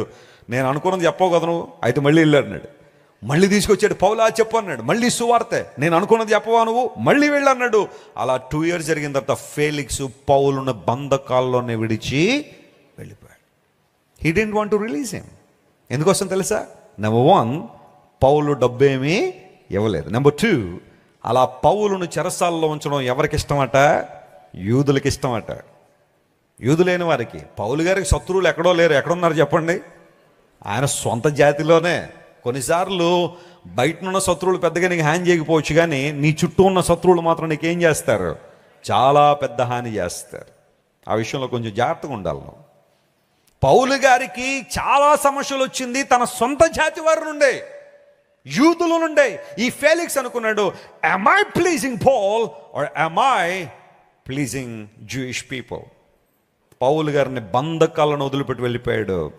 పౌల్లో ఏ తప్పు లేదని ఫేలిక్స్కి తెలుసు, అతడు ఏ నేరం చేయలేదని ఫేలిక్స్కి తెలుసు, కానీ పౌలును బంధకాల్లోనే వదిలిపెట్టి వెళ్ళిపోయాడు. What a tragedy, what a tragedy. Felix ఉన్నతమైన వాడే, ఘనత వహించిన వాడే, డబ్బున్నవాడే, అధికారం ఉన్నవాడే, కానీ దేవుని గురించి నిర్ణయాలు తీసుకోలేదు. నేను అనుకుంటాను ఇప్పుడు ఇలాంటి వాళ్ళని దేవుడు ఖచ్చితంగా జడ్జిమెంట్లో మొదటి లైన్లో నిలబెడతాడు. ఎందుకోసం? పౌలంతటి వాడు 2 సంవత్సరాల సువార్త చెప్పాడు అతనికి. కొంతమంది ఒక్క సువార్తకు తమ జీవితాలను అప్పగించిన వాళ్ళు ఉన్నారు. పేతురు గారు సువార్త చెబితే ఆ ఒక్కరోజు ఎంతమంది వచ్చారు ప్రభు దగ్గరికి? చెప్పండి గట్టిగా, ఎంతమంది? 3,000 మంది యేసు ప్రభుని అంగీకరిస్తే, పౌలు గారు 2 సంవత్సరాల సువార్త చెప్పిన ఫేలిక్స్ ఎక్కడికి రాలేదు. ఎంత కఠినమైపోయిందో చూడండి హృదయం, ఎంత కఠినమైపోయిందో బ్రతుకో. సంభాషణ చేస్తున్నాడు, కానీ ఈ సంభాషణ వెనకాల కపటం ఉంది. అందును బట్టే దీన్ని నేను పేరు పెట్టాను, కపట సంభాషణ. నువ్వు కూడా ఫేలిక్స్ లాగే ఉన్నావా? సత్యం తెలిసి కూడా అంగీకరించట్లేదా? సత్యం తెలిసి కూడా ఒప్పుకోవడం లేదా? సత్యం తెలిసి కూడా ప్రభుకు నీ జీవితంలో చోటు ఇవ్వట్లేదా? నీకు నీ డబ్బే ప్రాముఖ్యమా? నీకు లోక సంబంధమైన ఉద్దేశాలే ప్రాముఖ్యమా? లోక సంబంధ అనుభవాలే నీకు ముఖ్యమా? దేవుని వాక్యము, దేవుని సత్యము, దేవుని నీతి నీకు ముఖ్యం కాదా? పౌలు భక్తుడు ఆశా నిగ్రహం గురించి మాట్లాడాడు. దేవుని స్తోత్రం చెప్పండి, హల్లెలూయా. బైబిల్ ఎంత బాగుంటుందంటే, ఫేలిక్స్కి ఆశా నిగ్రహం గురించి ఎందుకు మాట్లాడాడు తెలుసా? ఫేలిక్స్కి డబ్బు మీద ఏముంది?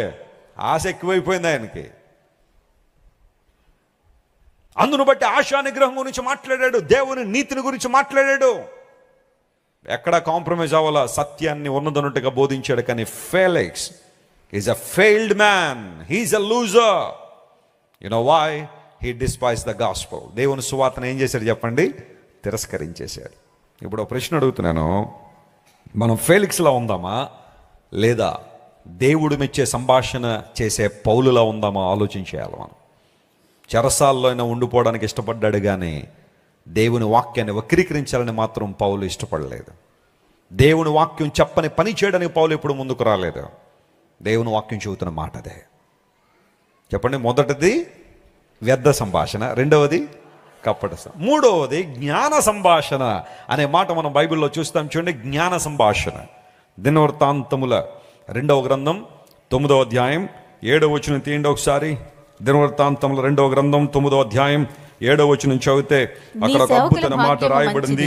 నీ సేవకులు భాగ్యము మంచిది, ఎల్లప్పుడూ నీ సముఖమున నిలిచి నీ జ్ఞాన సంభాషణ వినుచుండు. ఆ మాట అండర్లైన్ చేసుకోండి. నీ జ్ఞాన సంభాషణ వినుచుండు, నీ సేవకులైన వీరి భాగ్యము మంచిది. స్తోత్రం చెప్దాం గట్టిగా, హల్లెలూయా. ఈ మాట చెబుతుంది ఎవరు? శాబదేశపు రాణి. నేను బ్లెస్సీ వెస్లీ గారు మొన్న ఈ సంవత్సరంలోనే ఒమాన్ వెళ్ళాం. మేము ఒమాన్ అనే దేశం దుబాయ్ ప్రక్కన ఉంటుంది. ఒమాన్ వెళ్ళిన తర్వాత మొట్టమొదటిగా వెళ్ళడంతోనే మేము సలాలా అనే ప్లేస్కి వెళ్ళాం. ఒమాన్ క్యాపిటల్ సిటీ మస్కట్ అంటారు. మస్కట్ నుంచి ఇంకొక 1.5 hour flight journey, 1000 kilometers road మీద వెళ్ళాలంటే ఓవర్ నైట్ పడుతుంది. అయితే ఫ్లైట్లో 1.5 hours మనం సలాలా వెళ్ళిపోవచ్చు. అక్కడ మాకు అత్యంత ప్రియులు జయరాజ్ గారు అనే ఒక బ్రదర్ ఉన్నారు. ఆయన అక్కడ మీటింగ్స్ అని ఏర్పాటు చేశారు. 2 రోజుల మీటింగ్స్లో నేను బ్లెస్సీ వెస్లీ గారు దేవుని వాక్యం అందించిన తర్వాత ఆ డే టైం, ఆ పగటి వేళ కొంచెం మాకు టైం దొరికితే అక్కడ శాబదేశపు రాణి కోటకు వెళ్ళాం. నేను 2009వ సంవత్సరంలో ఒమాన్ విజిట్ చేసిన ఫర్ ది ఫస్ట్ టైం శాబదేశపు రాణి కోట, యోబు గారి సమాధి, ఇలాంటివన్నీ బైబిల్ వండర్స్లో చూపించాను. Very first time. చాలామంది ఆ టైంలో నాకు ఫోన్ చేసి యోబు గారి సమాధి ఇక్కడ ఉందని మాకు తెలియదండి, చాలా చక్కని దృశ్యాలు చూపించారని చెప్పి వాళ్ళు చాలా ఆనందించారు. So God has given us a privilege to go to that place again. ఈ సంవత్సరంలో వెళ్ళిన తర్వాత బ్లెస్సీ గారికి అన్నీ ఎక్స్ప్లెయిన్ చేశాను. అక్కడున్న ఆర్కియాలజీ, అక్కడున్న హిస్టరీ అంతా కూడా తెలియజేసినప్పుడు శాబదేశపు రాణికున్న కొన్ని కోటలలో అది ఒకటి. అక్కడే నిరంతరం ఉందని నేను చెప్పట్లేదు, కానీ that was one of the faults that she had. శాబదేశపు రాణి పేరు బైబిల్లో లేదు, కానీ చరిత్రలో ఆమె పేరు కనబడుతుంది. ఆమె పేరు బిల్కిస్ అంటారు. ఆమెను బిల్కిస్. ఆమె సొలొమోను గారి యొక్క వైభవాన్ని చూడడానికి చాలా దూరం ప్రయాణం చేసుకుంటూ వచ్చింది ఒంటెల మీద. వచ్చిన తర్వాత సొలొమోను గారు చూసి ఆయన విధానాలు, ఆయన ఉద్దేశాలు, ఆయన రాజ్యానికి సంబంధించిన పరిస్థితులన్నీ చూసి ఒక మాట చెప్పాలంటే ఆస్ట్రక్ అంటారు కదా, ఇంకా అలా ఉండిపోతారు కదా కొంతమంది, వావ్ అంటారు కదా. అలా ఈమె సొలొమోను గారి దగ్గరికి వచ్చి, వావ్, నేను విన్నది చాలా ఎక్కువ అనుకున్నాను, కానీ ఇక్కడికి వచ్చి చూసిన తర్వాత నేను విన్నది చాలా తక్కువ. నీ సేవకులను చూస్తూ ఉంటే నాకు చాలా ఈర్ష్య కలుగుతుంది. ఎందుకోసం అంటే వారు నీ సముఖంలో నిలబడి నీ జ్ఞాన సంభాషణ ఏం చేస్తున్నారు, వింటున్నారు. సొలొమోను యొక్క ఆఖరి దశ చాలా పతనమే కావచ్చు, కానీ సొలొమోనులో మనం గమనించాల్సిన ఒక శ్రేష్టమైన విషయం ఏంటంటే సొలొమోను మాట్లాడిన సంభాషణ జ్ఞాన సంభాషణ. స్తోత్రం చెప్పండి, హల్లెలూయా. ఇంగ్లీష్లో చక్కని మాట ఉంటుంది, words of wisdom, conversation of wisdom. అతడు మాట్లాడుతుంటే జ్ఞానం అలా ప్రజల హృదయాలకు వెళ్ళిపోతుందట. అందును బట్టి నేను అంటాను, the greatest scholar on the face of this earth absolutely Solomon. ఎందుకోసం అంటే ఆయన క్రీస్తు పూర్వం 950వ సంవత్సరంలో జీవించిన సొలొమోను జంతువుల గురించి రాసేశాడు, పక్షుల గురించి రాసేశాడు, చెట్ల గురించి రాసేశాడు. అంటే ఈ రోజున మనం ఏవైతే శాస్త్రాలుగా పిలుచుకున్నామో చెప్పండి, జంతువుల గురించి అధ్యయనం చేసే శాస్త్రాన్ని ఏమంటారు, జువాలజీ అంటారు కదా. ఆ తర్వాత చెట్ల గురించి అధ్యయనం చేసే శాస్త్రాన్ని ఏమంటారు, బాటనీ అంటారు. That's wonderful. మానవ దేహాన్ని గురించి లేకపోతే మనిషి యొక్క దేహాన్ని గురించి చేసే శాస్త్రాన్ని ఏమంటారు, ఆంథ్రోపాలజీ. That's wonderful. ఇవన్నీ కూడా ఈ ఆలజీలన్నీ ఎప్పుడు చదివేశాడు ఆయన, సొలొమోను గారు. దేవుడు జ్ఞానం ఇచ్చాడు కదా, అప్పుడే రాసేసాడు పెద్ద పెద్ద పుస్తకాలన్నీ కూడా. 1005 సామెతలు 1005 కీర్తనలు రాశాడట. అద్భుతమైన సామెతలు. ఈ రోజున సామెతలలో మనం చూస్తున్నాం, ఒక్కొక్క మాట గొప్ప విజ్డమ్ని మనకిస్తున్న ఆ మాటలే. సొలొమోను గారి యొక్క రాజ్యాన్ని, తన వైభవాన్ని చూసిన తర్వాత బిల్కిస్ ఇంక మౌనం అయిపోయింది. ఆమె చూసి అంటుంది, నీ జ్ఞాన సంభాషణ వింటున్న నీ సేవకుల భాగ్యం గొప్పదే. బహుశా అప్పటిదాకా తాను గొప్పదనుకుందేమో. చరిత్రలో ఇవన్నీ నేను చెప్పడం లేదు. రీసెంట్గా ఇథియోపియా వెళ్తే ఇథియోపియాలో క్యాపిటల్ సిటీ అదీస్ అబాబా అంటారు దాన్ని. అదీస్ అబాబా అనే ఆ క్యాపిటల్ సిటీలో బిల్కిస్ గురించిన ఒక మ్యూజియం ఉంది. వాళ్ళు ఏదో ఒక ట్రెడిషన్ రాస్తారు అనుకున్న తర్వాత సంగతి, కానీ బిల్కిస్ వాజ్ సో బ్యూటిఫుల్. ఆమె అందం మామూలు అందం కాదట. ఆమె అలాంటి ఆమె సొలొమోను గారి దగ్గరికి వచ్చి ఆమె గొప్పదనుకునేదట. నా అందం గొప్పది, నాకున్న డబ్బు గొప్పది, నాకున్న అధికారం గొప్పది అనుకుంటే, సొలొమోను గారి కాలంలో ఇశ్రాయేల్ దేశంలో బంగారం ఎన్నికకు రాలా, వెండికి విలువ లేదట ఆ టైంలో. ఎందుకంటే అందరి చేతుల్లో 10 కేజీలు బంగారం ఉంటే ఎవరికి బంగారం అంటే మోజు ఉంటుంది చెప్పండి. మీకు ఏదైనా సరే దొరకని వస్తువు మీద మనకి ఎక్కువ ఏముంటుంది, మోజు ఉంటుంది. మీరెవరైనా ఈ ఇనప గొలుసులు వేసుకుని తిరుగుతున్నారా చెప్పండి, ఎందుకు వేసుకోకూడదు? ఇనుము గొలుసులు వేసుకుని తిరగచ్చు కదా, కలర్లు వేసుకుని, ఒక గొలుసుకు ఒక కలర్ వేసుకుని. ఎందుకు వేసుకోమో తెలుసా? ఇనుము ఎక్కడ పడితే అక్కడ దొరుకుద్ది. బంగారాన్ని ఎందుకు అంత ప్రేమిస్తారంటే అది దొరకడం చాలా తక్కువ. 1 గ్రాము కొనాలంటే లేదా 1 కాసు బంగారం కొనాలంటే చాలా డబ్బులు వెచ్చించాలని. ఇలా అనుకుందాం, రేపు ఉదయాన్నే మనం లేచేసరికి మన అందరి ఇంటి ముందు కూడా 100 కేజీలు బంగారం ఎవరైనా పెట్టారనుకోండి, ఇప్పుడు బంగారానికి విలువ ఉంటుందా? పెద్ద విలువే ఉండదు. నాకు చిన్నప్పుడు అనిపించేది, మన దేశంలో కరెన్సీ ప్రింట్ చేస్తారు కదా, నోట్లు ప్రింట్ చేస్తారు కదా ఆర్బీఐలో, వాళ్ళు ఎక్కువ వేసేయచ్చు కదా. ఇప్పుడు దీనికోసం ఇంతమంది ప్రయాసపడాల్సిన పరిస్థితి ఉంది. మనకి ఎంత కావాలో అంత కరెన్సీ కొట్టేసి వదిలేయచ్చు కదా దేశంలోకి. అలా వదిలేస్తే పరిస్థితి ఎలా ఉంటుంది అంటే, ఇప్పుడు ఒక కాఫీ కొనాలంటే ఎంత పెట్టాలి మనం? 10 రూపాయలు మినిమం అనుకోండి. మీరు 5 స్టార్ గురించి ఆలోచన చేయకండి, 5 స్టార్ హోటల్ గురించి మామూలుగా చెప్తున్నాను నేను. టీ పాయింట్లు ఉంటాయి కదా రోడ్డు మీద, టీ పాయింట్లు, టీ టైం అంటాడు, టీ పాయింట్ అంటాడు, టీ హబ్ అంటాడు, చాలా పేర్లు పెట్టేశారు. మొన్న ఎక్కడ ఒక షాప్ చూశాను, థర్డ్ వేవ్ కాఫీ అంట. చెప్పండి, కాఫీ ఏంటంటది? Third wave. అంటే మనకు 2 వేవుల గురించి తెలుసు, ఇప్పుడు థర్డ్ వేవ్ అనమాట. ఇది థర్డ్ వేవ్ కాఫీ. ఎయిర్పోర్ట్లో ఉంటుంది, నేను తాగుతాను అనుకోండి, అక్కడ ఇబ్బంది. నేను వాళ్ళని ఏం విమర్శించట్లేదు. ఆ పేరు వీడు కొంతమందికి కొన్ని రకరకాలనే ఏమొస్తాయి చెప్పండి, థాట్స్ వస్తూ ఉంటాయి. ఇదివరకు రెస్టారెంట్లకి పేర్లు చాలా చక్కగా కొంచెం అఫీషియల్గా ఉండేవి. ఇప్పుడు రెస్టారెంట్ల పేర్లన్నీ చాలా చిత్ర విచిత్రంగా ఉంటున్నాయి. మొన్న ఎక్కడో చూశాను ఒక రెస్టారెంట్, పొట్ట పెంచుదాం రండి. అదే ఐఎమ్ సారీ, అదేంటో దాని పక్కన పెద్ద హాస్పిటల్ ఉంటుంది. రెస్టారెంట్ల పక్కనే హాస్పిటల్స్ రావడానికి కారణం ఏంటో తెలుసా? మరి పొట్ట పెంచితే నువ్వు ఎక్కడికి వెళ్తావు?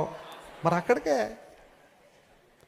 అదేంటో కానీ హాస్పిటల్ పక్కనే సెమిటరీ ఉంటుంది, మళ్ళీ అక్కడ ఏమన్నా వర్కౌట్ అయితే ఓకే, లేకపోతే అక్కడ తీసుకెళ్ళి ఎక్కడ బాతేస్తారు. ఆ పక్కన పొట్ట పెంచుదాం రండి. ఒక ఫోన్ చేసిన భర్తకి, ఏమంటే ఎక్కడ ఉన్నారండి అని, సెకండ్ వైఫ్ దగ్గర ఉన్నానన్నట్టు. రా, ఈరోజు నీ సంగతి తెలుస్తా. మళ్ళీ సెకండ్ వైఫ్ అంటే వాస్తవానికి ఆ రెస్టారెంట్ పేరు సెకండ్ వైఫ్ అంట. సెకండ్ వైఫ్ ఆ రెస్టారెంట్ పేరు. ఇప్పుడు అందరూ ఇప్పుడే సెకండ్ వైఫ్ దగ్గరికి వచ్చాను అంటే మీనింగ్ ఎలా ఉంటుందండి? బాగుంటుంది ఏమన్నా మీనింగ్? మరి దాన్ని చూసి మళ్ళీ ఇంకెవరు అప్డేట్ అయ్యారో లేదో, థర్డ్ వైఫ్, ఫోర్త్ వైఫ్ కూడా వస్తాయి ఎవరే వద్దున. పొట్ట పెంచుదాం రండి, ఇంకేంటి రకరకాల పేర్లన్నీ కూడా మళ్ళీ చెప్తే యూత్ గట్టిగా ఉన్నారు, త్వరగా చెప్పాడని రకరకాల పేర్లు ఇవన్నీ కూడా. Third wave coffee. Coffee cost 10 రూపాయలు అనుకోండి. ఆర్బీఐ వాళ్ళు మనకు నచ్చినట్టుగా నోట్లు ప్రింట్ చేసి దేశంలోకి వదిలేస్తే ఒక్క కాఫీ 10,000 అవుద్ది. అప్పుడు ఒక్క భోజనం 1,00,000 రూపాయలు అవుద్ది. జింబాబ్వే కానీ లేకపోతే వెనిజువేలా కానీ ఇలాంటి దేశాలు వెళ్తే మీరు ఒక కాఫీ కొనాలి అంటే గోనె సంచిలో డబ్బులు పట్టుకెళ్ళాలా. కౌంట్ చేయడానికి కూడా టైం ఉండదు. ఎన్ని కట్టలు తెచ్చారా? 20 కట్టలు తెచ్చాను సార్, ఆడబెట్టే ఇదిగో కాఫీ తీసుకో అంటాడు. 20 కట్టలు అంటే కొన్ని లక్షల కోట్ల రూపాయలు. వాళ్ళ కరెన్సీలో అన్ని డబ్బులు ఇస్తేనే కానీ ఇంత టీ రాదు. కొన్నిసార్లు మనకు అనిపించవచ్చు, ఆర్బీఐ వాళ్ళు ఎక్కువ డబ్బులు ముద్రించేస్తే, అందరికీ డబ్బులు ఇచ్చేస్తే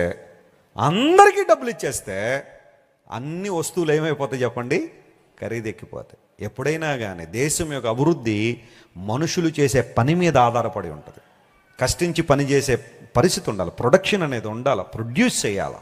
నువ్వు బయట దేశాలకు ఏం అమ్మగలవు మన దేశం నుంచి అనే దాని మీద ఆధారపడి ఉంటుంది. కానీ డబ్బులు ప్రింట్ వేస్తూ కూర్చుంటే దేశం అభివృద్ధి పొందదు. అందరూ పని చేయాలి, కష్టపడి పని చేయాలి. ఎవరి స్థాయి కొలది వారు పని చేస్తేనే దేశం ముందుకెళ్ళేది. ఆలోచన చేయండి. అనేక విషయాలు ఇక్కడ మనం మాట్లాడుకోవచ్చు, కానీ బంగారం సొలొమోను కాలంలో ఎన్నికకు రాలేదు. అంత గొప్పవాడు సొలొమోన్. దేవుడు అంతగా అతన్ని ఆశీర్వదించాడు. దేవుని మందిరాన్ని కట్టాడు. ఎవరైనా అలాంటి మందిరం ఈ రోజుల్లో కట్టాలంటే 2.5 లక్షల కోట్లు కావాలట. 2.5 లక్షల కోట్లు. ఈరోజు భారతదేశంలో ఒక గుడి కడుతున్నారు, చాలా వైభవంగా కడుతున్నారు. బహుశా కొన్ని వేల కోట్లు ఖర్చు పెడుతున్నారేమో. కానీ కంపారిజన్లో తీసుకుంటే సొలొమోన్ గారు కట్టిన దేవాలయం క్రీస్తు పూర్వం 950 సంవత్సరంలో 2.5 లక్షల కోట్ల రూపాయలు. ఈ రోజున ప్రస్తుత మాదక ద్రవ్యంలో మనం మాట్లాడితే massive and magnificent and amazing temple of God Solomon built. అందులో వాడిన బంగారం కావచ్చు, శుద్ధ సువర్ణాన్ని వాడాడు. ఆ దేవాలయం నిర్మాణం చేస్తున్నప్పుడు ఆ హ్యామర్స్ అండ్ ఆ సుత్తి మరియు ఉలి యొక్క శబ్దాలు వినబడలేదంట. అక్కడ ప్రీ ప్లాన్డ్గా ఏది ఎక్కడ ఇన్సెట్ అవ్వాలో అంత మైన్యూట్ ప్లానింగ్ చేసి దేవుని మందిరాన్ని కట్టాడు సొలొమోన్. ఇవన్నీ చూసిన తర్వాత బిల్కిస్ ఆశ్చర్యపడింది. నీ సముఖంలో నిలిచి నీ జ్ఞాన సంభాషణ వినిచిన నీ సేవకుల భాగ్యము. ప్రపంచంలో ఎవరు భాగ్యవంతులో తెలుసా? ఎవరు కోటీశ్వరులో తెలుసా? తన హృదయాన్ని దేవుని వాక్యంతో నింపుకున్నవాడు. గట్టిగా చప్పట్లు కొట్టి దేవుని అన్మయంపరచిన hallelujah. When you fill your mind with the word of God you are a blessed man. భాగ్యవంతుడు నువ్వు, భాగ్యవంతులు మనం. ఎందుకంటే మన హృదయాల్లో ఏముంది? దేవుని వాక్యం. నేను మన శుక్రవారం భీమవరంలో ఒక వివాహం చేయడానికి వెళ్ళాను. మన క్రైస్ట్ టిప్ సెంటర్ మెంబర్స్, సికింద్రాబాద్ మెంబర్స్లో ఆ వివాహాన్ని చేయడానికి వెళ్ళినప్పుడు క్రైస్తవ వివాహంలో నేను చెప్పిన ఒక మాట ఏంటంటే, ఇక్కడ వస్తువులకి ప్రాధాన్యత ఉండదు, దేవుని వాక్యానికి అధిక ప్రాధాన్యత ఉంటుంది. దేవుని వాక్యాన్ని చదవాలని చెప్పి ఎస్పెషల్లీ మనము చేసే వివాహాల్లో, మన సంఘ క్రమం ప్రకారం మనం చేసే వివాహాల్లో పరిశుద్ధ గ్రంథాన్ని ఇచ్చిపుచ్చుకుంటారు, బహుమానంగా ఇస్తాం. Take the word of God as a gift. ప్రపంచంలో అత్యున్నతమైన బహుమానం అంటూ ఏదైనా ఉంది అంటే, అత్యంత ఖరీదైన బహుమానం అయిన ఏదైనా ఉంది అంటే అది కేవలం దేవుని వాక్యమే. పరిశుద్ధ గ్రంథం ప్రపంచంలో అత్యంత విలువైన. వెస్లీ గారు, ఇది 200 పెడితే వచ్చేస్తుంది కదండి, ఇది విలువేంటండి అంటావేమో. 200 ప్రింటింగ్ కాస్ట్, అది పేపర్ కాస్ట్. ఆ పేపర్ మీద ప్రింట్ చేయడానికి బ్లాక్ ఇంక్ ఉంటుంది కదా, దాని కాస్ట్ అది. దేవుని వాక్యానికి ఎంత వెలబెట్టగలవు నువ్వు? ఈ మాటలకు ఎవరైనా వెలబెట్టాలంటే ఎంత పెట్టాలా? మనిషి ఊహకు కూడా అందనంత విలువ దేవుని వాక్యం. నువ్వు ఇస్తుంది 200 పెట్టి బైబిల్ కొంటున్నావంటే, లేదా 300 పెట్టి బైబిల్ కొంటున్నావంటే ఆ పేపర్కి ప్రింటింగ్ కాస్ట్ అది, అంతేగాని దేవుని వాక్యం డబ్బులు పెట్టి కొంటలా నువ్వు. మీకు అర్థమైంది ఈ మాట? You can buy the word of God with your money. You are just paying the printing cost for this Bible. The Bible is the most valuable gift that God has given to all of us. ఎంతమంది మీలో దేవుని వాక్యం చాలా గొప్ప బహుమానం అని నమ్ముతున్నారు? చేయొద్దండి ఒకసారి. Be sincere. ఆల్ రైట్, చేతులు దింపేయండి. ఇప్పుడు చేయొత్తమని అడగను కానీ మిమ్మల్ని మీరు పరీక్షించుకోండి. ఇంత విలువైన వాక్యాన్ని రోజు చదువుతున్నావా? నువ్వు నిజంగా దేవుని వాక్యం విలువైందని ఎంచితే నువ్వు రోజు బైబిల్ని మనస్ఫూర్తిగా చదువుతున్నావా? బ్రేక్ఫాస్ట్ కోసమో లేకపోతే బయటకు వెళ్తున్నప్పుడు బైబిల్లో ఒక చిన్న వచనం తీసుకుని చదివేసి వెళ్ళిపోవడం, లేదా క్యాలెండర్లో వాక్యం ఉంటుంది అది చదివేసుకుని వెళ్ళిపోవడం. నేను ఆ వాక్యాలు చదవడం గురించి మాట్లాడడంలా. నువ్వు నిజంగా దేవుని సందికి వచ్చి, lord I want to hear from you, నేను నీ స్వరాన్ని వినాలనుకుంటున్నాను ప్రభువా, నా సిచ్యువేషన్ బాగాలేదు, నా పరిస్థితి బాగాలేదు, I want to hear something from you lord, for that I'm sitting in your presence అని దేవుని సంలో కూర్చుని మనస్ఫూర్తిగా నువ్వు బైబిల్ తెరిచి ఎంతకాలం అయింది? ఆన్సర్ మీ. ఎందుకు నీ జీవితంలో ఆశీర్వాదం రావట్లేదు? ఎందుకు నీ జీవితంలో ఐక్య విచారాలు పెరిగిపోతున్నాయి? ఎందుకు ప్రతి చిన్నదానికి అధైర్యపడిపోతున్నావు నువ్వు? ఎందుకు ప్రతి చిన్నదానికి కలవరపడిపోతున్నావు? ఆత్మహత్య చేసేసుకోవాలనే ప్రేరణ ఎందుకు వస్తుంది? You are not filling your mind with the word of God. దేవుని వాక్యంతో నీ హృదయాన్ని నింపుకోవట్లేదు కాబట్టే సిల్లి విషయాలకు ప్రాణం పోగొట్టేసుకోవాలనుకుంటున్నావు నువ్వు. Fill your mind with the word of God, then you won't have a place for the devil's lies అన్నాడు దేవుని సేవకుడు. సాతాను అబద్ధాలకు నీ హృదయంలో చోటు ఉండకూడదంటే హృదయానంతా దేంతో నింపేసేయాలా? వాక్యంతో నింపేసేయాలి. చదువు, దేవుని వాక్యాన్ని పట్టుదలగా చదువు.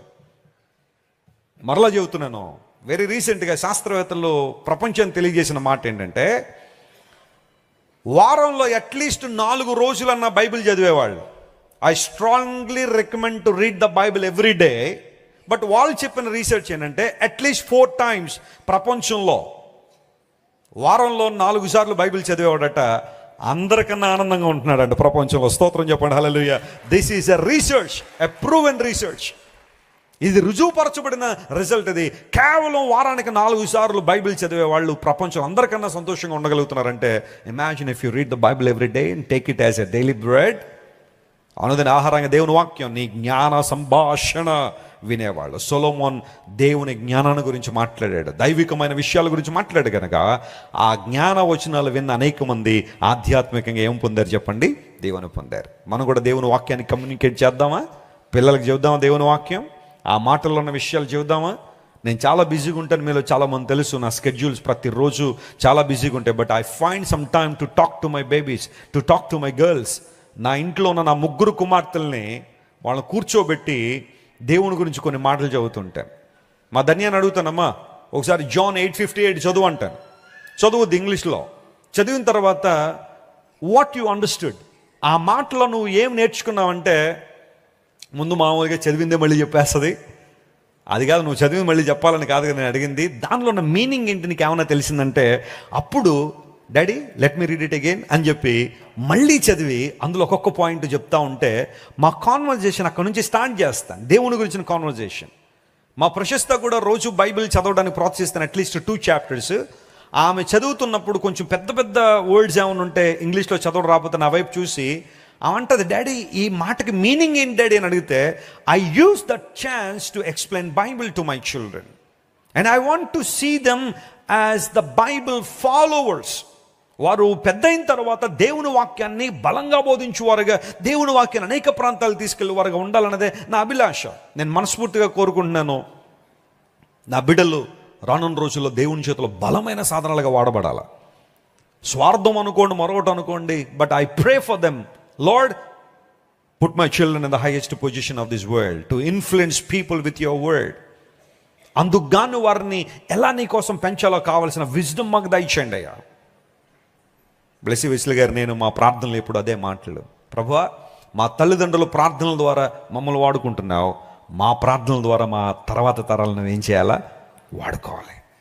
జ్ఞాన సంభాషణ, ద వర్డ్స్ ఆఫ్ విజ్డమ్, అసలు సిసలైన జ్ఞానం అంటూ ఏదైనా ఉంది అంటే అది కేవలం దేవుని వాక్యంలో మాత్రమే ఉంది. హల్లెలూయా.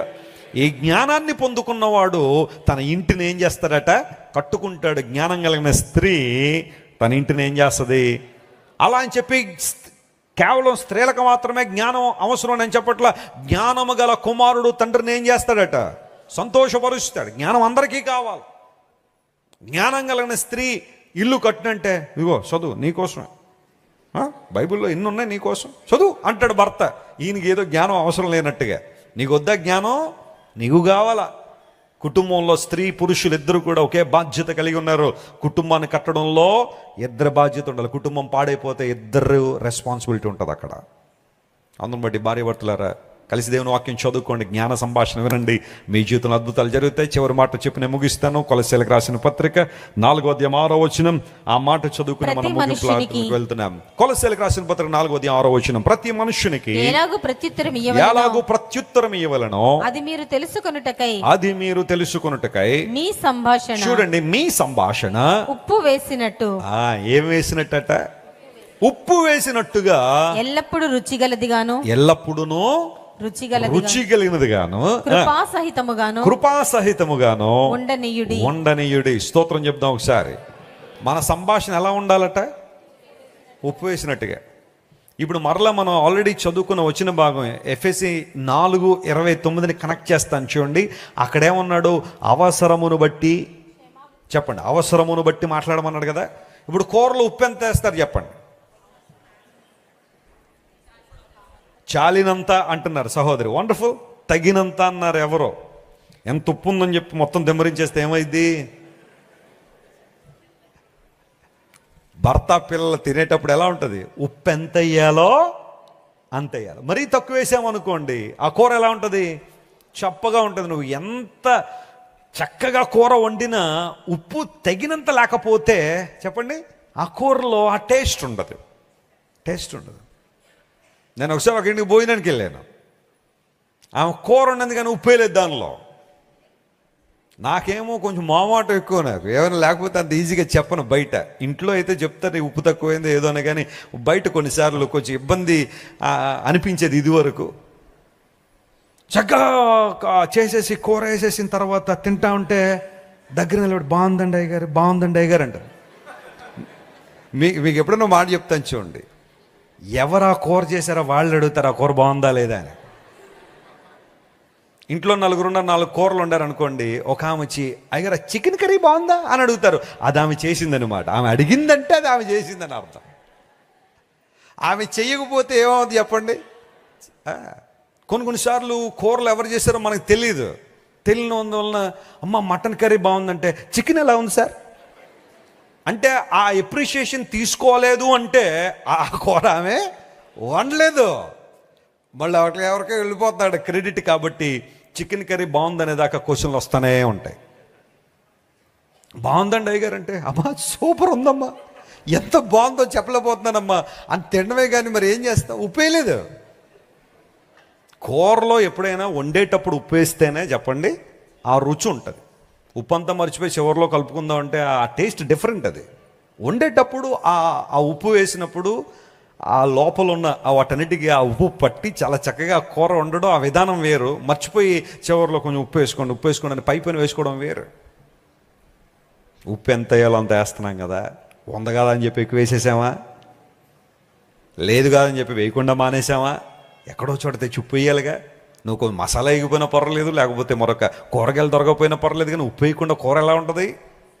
ఎంత అవసరమో క్షమాభివృద్ధికరణ మాటలు. అందును బట్టి మీ సంభాషణ ఉప్పు వేసినట్టుగా. స్తోత్రం చెప్పండి, హల్లెలూయా.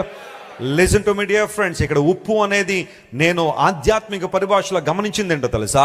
మన సంభాషణలో ఉప్పు అనగా మన సంభాషణలో యేసయ్య ఉండాలి. Amen. Biblical foundation, biblical communication, biblical కాన్వర్సేషన్లో క్రీస్తు ప్రభువుని జోడించకపోతే, యేసు క్రీస్తు ప్రభువుని యాడ్ చేయకపోతే ఆ సంభాషణకి ఏమి లేదో, రుచి లేదో. ఎవరితో ఎప్పుడు మాట్లాడాల్సి వచ్చినా క్రీస్తు ప్రభువుని యాడ్ చేయి. బ్రదర్, మీరు ఆదివారం ఇళ్లలో ఉండలేదు, ఎక్కడికి వెళ్ళిపోయారని అంటే, అలా బయటకు వెళ్తున్నామండి అనకండి. కొంతమంది భవిష్యత్తు అలా తప్పించుకుంటారు, బయటికి వెళ్ళామండి. బయటికి వెళ్ళడం ఏంటి? నువ్వు దేవుని మందిరానికి వెళ్ళానని చెప్పు, యేసు ప్రభును ఆరాధించడానికి వెళ్ళానని చెప్పు. ఆ సంభాషణలో నువ్వేం వేసేసావన్నమాట? ఉప్పేసా. సిస్టర్, మీరు ఇదివరకు టీవీ సీరియల్ బాగా చూసేవాళ్ళు, ఇప్పుడు చూడలేదండి. టైం ఉండలేదండి. ఆ మాట ఎందుకు? నేను మార్పు చెందానని చెప్పలేవా? యేసు ప్రభు నా బ్రతుకును మార్చాడని చెప్పలేవా? యేసు క్రీస్తు ప్రభు నా రక్షకునికి అంగీకరించానండి, వ్యర్థమైన వాటిని నేను చూడనని అని చెప్పేస్తే ఆ కాన్వర్జేషన్లో ఏం వేసేసావు నువ్వు? ఉప్పేసా. తమ్ముడు, ఇదివరకు సాయంకాలం అయిపోతే రోడ్ల మీద దొరలేవాడు, తాగేసి పడిపోయాడు. ఇప్పుడు ఏమైందంటే, సాధిస్తున్నానండి, లైఫ్ మీద కొంచెం మనకి ఆలోచన ఎక్కువ వచ్చిందండి. ఎందుక ఆ మాటలు చెప్పలేవా?